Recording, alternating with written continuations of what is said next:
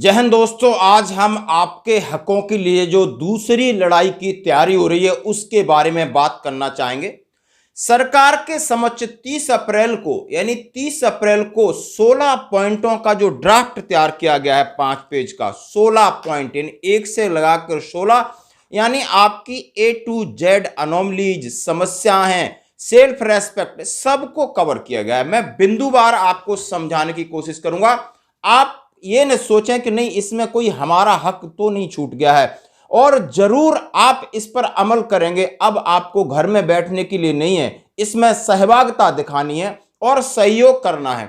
दोस्तों, कौन कौन से पॉइंट हैं जेएसयू जवान के लिए? वीडियो थोड़ा सा बड़ा हो जाए तो तसल्ली रखना, एक एक पॉइंट को समझना है। ये बहुत ही भविष्य के लिए एक चुनौती है, जेएसयू जवान की अस्मिता और उनके लिए हकों के लिए। ओआरओपी विसंगति। दूसरा पॉइंट, इक्वल मिलिट्री सर्विस पे, डिसेबिलिटी पेंशन, रिजर्विस्ट को ओआरओपी का लाभ, एक्स ग्रुप पेंशन में भेदभाव, बिना आर्थिक लाभ के ऑनरी कमीशन का क्या फायदा, पीएमआर जो रिटायरीज हैं उनको ओआरओपी का बेनिफिट, 7th पे कमीशन में पे मैट्रिक्स को लेवल करने से उपजा नुकसान, फैमिली पेंशन के निर्धारण में वृद्धि, ऑनरी लेफ्टिनेंट ऑनरी कैप्टन की पेंशन में हो क्यों अनदेखी, होगी वृद्धि, जोखिम भत्ते अधिकारी और जेएसयू जवान के हों समान, सेवादार प्रथा आखिर क्यों और कब तक, क्या है सेना को फायदा और देश को, वीरता और उत्कृष्ट सेवाओं में पदकों में पारदर्शिता, जेएसयू जवान को क्यों नहीं मिलते हैं पदक, जेएसयूआर का टाइम स्केल प्रमोशन, यदि सेना के अधिकारी पर्टिकुलर सर्विस पर प्रमोशन ले सकते हैं तो जेएसयू जवान क्यों नहीं, जेएसयूआर का पक्ष रखने के लिए अधिकारियों को नहीं, जेएसयू जवान को शामिल करो, वो अपनी बात आपके फॉर्म पे वो रखेंगे। फेडरेशन ऑफ वेटरन एसोसिएशन जो बन गई है, इसको अधिकार मिले। यानी ये आपके पॉइंट हैं। 70 दिन बाद एक बड़ी पहल है, नया कदम मिलेगा हक। अब मैं इन पॉइंटों को सिलसिलेवार ढंग से कवर करूंगा। दोस्तों आइए, ये है ड्राफ्ट आपका, जो नलिन तलवार जी ने इसको सुंदर गढ़ा है, और ये सब के लिए आप सोच सकते हो कितनी मेहनत की होगी।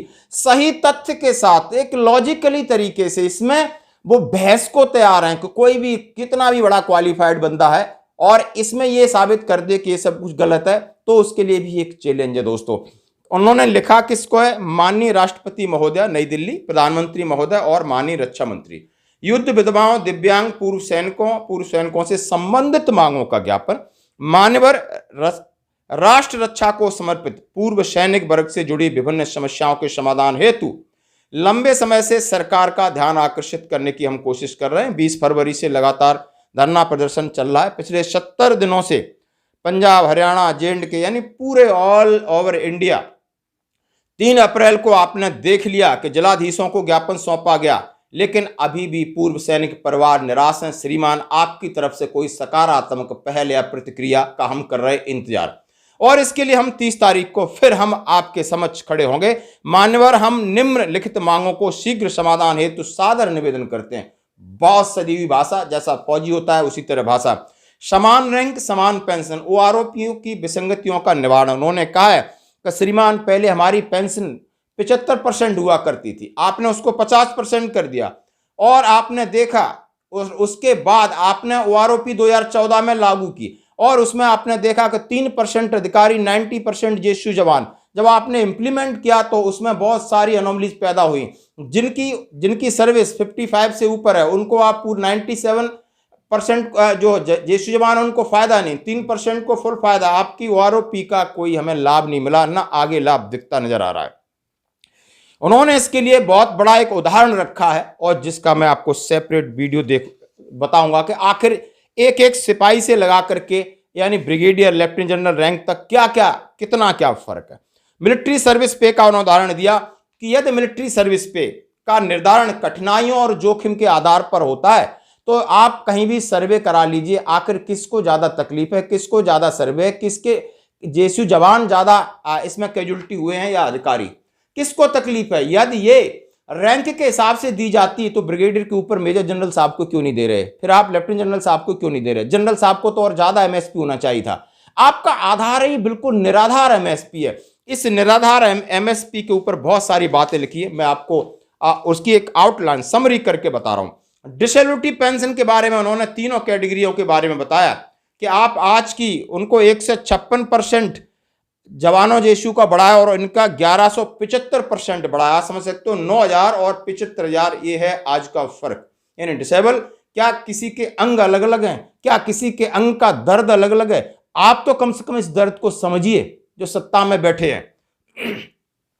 बहुत सारी बातें लिखते हुए उन्होंने रिजर्विस्ट पेंशन जो आपने 71 की लड़ाई से पहले जो चाइना वार हुआ था उसमें कुछ बंदे भर्ती किए गए थे, बट उन्हें ओआरओपी में शामिल नहीं किया जा रहा। जो उनकी एक बेसिक मूल वेतन मिल रहा है वो उसी से कैसे काम चलाएंगे साहब, उनका भी वेतन बढ़ाइए। ग्रुप एक्स के सैनिकों में पेंशन में विसंगति, जैसे आपने टेबल नंबर 7 और 8 दो जारी किए। टेबल 8 होती है 2016 के बाद जो 6200 और पहले वालों को 3600, सबको समान करिए। आखिर क्यों अनम लीजिए इसमें, सब एक, जब आप समान कर रहे हैं तो फिर समान इसमें अलग अलग क्यों?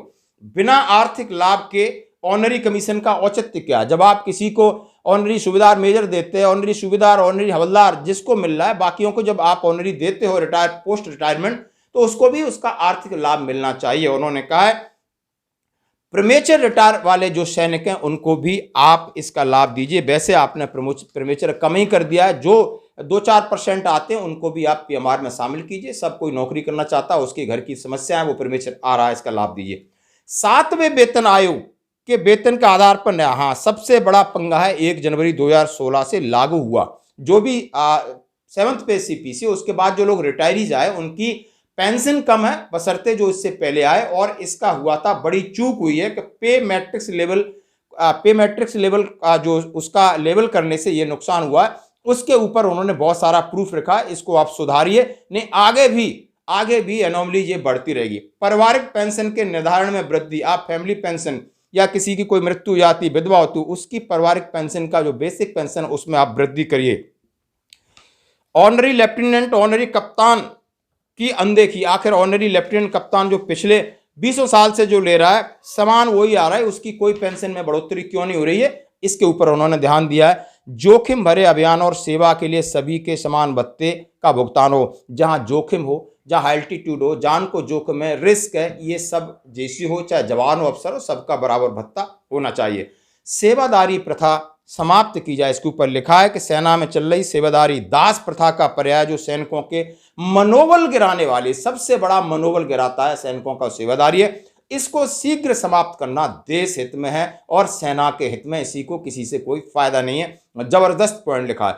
वीरता एवं उत्कृष्ट सेवाओं हेतु दिए जाने वाले पदकों में पारदर्शिता, आप समझ सकते हो कि मैक्सिमम जो आपके पदक हैं और वो सभी बड़े बड़े अधिकारियों को या बड़े बड़े इनको मिलते, जेसयू जवान को क्यों नहीं? आखिर क्या वो लड़ाई नहीं लड़ते? क्या वो बिना उनके ऑपरेशन हो जाता है? आखिर ऐसी क्या वजह है जो जेसयू जवान को नहीं मिलते, इन्हीं को मिलते हैं? इसके ऊपर क्या है? अधिकारियों की तर्ज पर जेसयू टाइम स्केल, इन्होंने कहा जैसे एक सेना का अधिकारी है कि उसका इतने साल में कैप्टन बनना है, 8 साल में मेजर बनना है, 13 साल में लेफ्टिनेंट कर्नल बनना है, टाइम स्केल 25 साल में कर्नल बनना है। उसी तरह हमारे लेफ्टिनेंट नायक या हवलदार, नायब सूबेदार, यदि किसी को इस तरह प्रमोशन नहीं है तो उनका एक टाइम स्केल प्रमोशन का निर्धारण होना चाहिए। जेसयू जवानों का पक्ष उन्हीं से सुना जाए।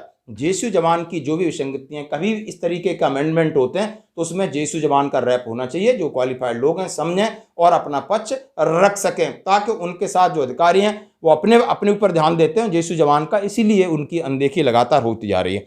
फेडरेशन ऑफ वेटरन एसोसिएशन ही हमारा पक्ष रखने को अधिकृत हो और ये मांग किया है कि 9 अप्रैल 2023 को एक फेडरेशन ऑफ वेटरन एसोसिएशन बनाया गया और जिसके राठौर साहब अध्यक्ष हैं। इन्हीं को एक आप अधिकृत करें कि जवानों की और जेसयू की, विधवाओं की सारा पक्ष है ये आपके सरकार के सामने रखें। ये आपके 16 पॉइंट थे, 5 पेज का ड्राफ्ट है और इसके साथ ही इन्होंने एक रिक्वेस्ट और मसौदा तैयार किया है और उन्होंने सभी वेटरन्स भाइयों को दिया है कि 9 अप्रैल की सारी चीज़ें रखते हुए 30 अप्रैल के लिए उन्होंने आह्वान किया है कि सभी लोग अपने जाएं, संसद का घेराव करें, संसद हो, राज्यसभा हो, लोकसभा हो, मिनिस्टर हो, सबको ये दें और उनसे एक रिसीप्ट लें, ताकि ये सारा जो आपका ज्ञापन है 5 पेज का सरकार तक पहुँचे। और सरकार इस पर बहुत सारी रिक्वेस्ट किया है, मजबूर किया है कि नहीं अब बहुत हो गया है, तो ये था दोस्तों 1 से लगाकर 16 पॉइंट। इसमें शायद सब कुछ कवर किया। कितनी मेहनत की होगी किसी ने बनाने में, आपने मेहनत तो बहुत जल्दी जल्दी आपको आउटलाइन समझिए। अब आपको समझने की जरूरत नहीं है, आपको इसके लिए करने की जरूरत है। करना सिर्फ यही है, किसी न किसी संगठन से जुड़िए और जाकर के उस दिन घर से निकलिए। बहुत हो गया सीएसडी में लाइन लगा के दारू लेना, ईसीएचएस में दाएं बाएं। सिविल सोसाइटी हमको कभी कुछ नहीं दे सकती। यदि हमें अपनी सोसाइटी बनाना है तो हमें एकजुट होना है, संगठित होना है और संगठित होकर ही आगे बढ़ना है। तभी हमें सरकार के ऊपर हम दबाव बना सकते हैं, हमारी मांगों के बारे में सरकार मानने के लिए बाध्य होगी। धन्यवाद दोस्तों।